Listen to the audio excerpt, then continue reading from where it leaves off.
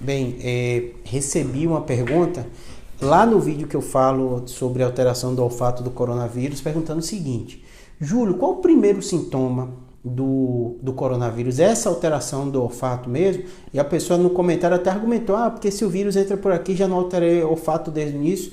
Então, assim, só para vocês entenderem, muitos desses pacientes, e um número significativo, vou colocar até no comentário os trabalhos falando isso, uma porcentagem grande das pessoas, muitos trabalhos até consideram que a maioria das pessoas vão ter o coronavírus de forma assintomática ou oligossintomática, sintomas tão leves que elas nem vão notar direito e não vão mudar os hábitos de vida dela. Então, assim, por que eu já estou falando isso? Porque se a pessoa pergunta do primeiro sintoma, ela muitas vezes assume que todo mundo vai ter sintoma.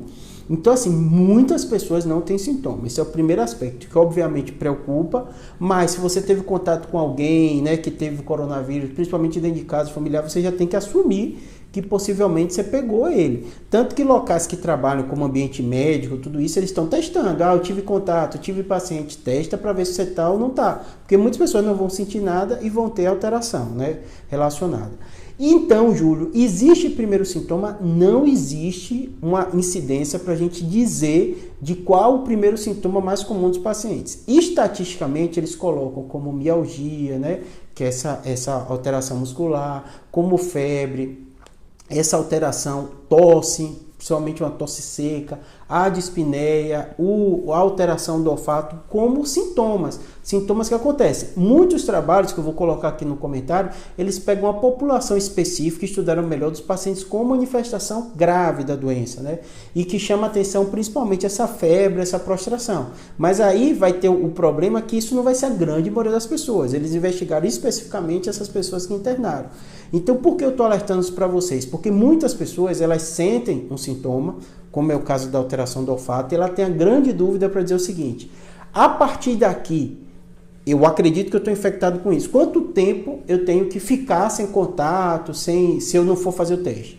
O que se tem colocado é que a partir do sintoma, a partir do momento que foi identificado, 14 dias.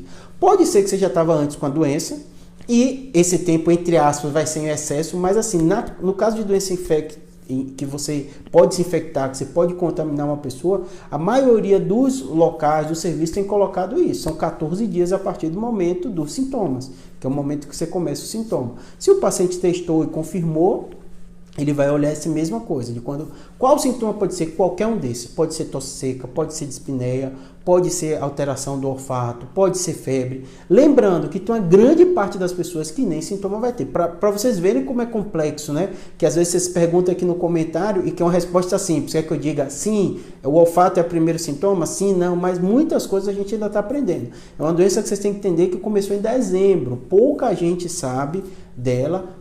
Depois disso foi crescendo na China, Itália, Brasil, e esse compilado de informações que tem se acrescentado. Eu vou deixar aqui na descrição também o UpToDate. Quem tem familiaridade com o inglês é um pouquinho mais fácil, porque esse UpToDate é uma das maiores plataformas que tem e eles estão gratuitos. Então você clica e você consegue ler melhor, tá bom? Espero que tenha ajudado. Obrigado.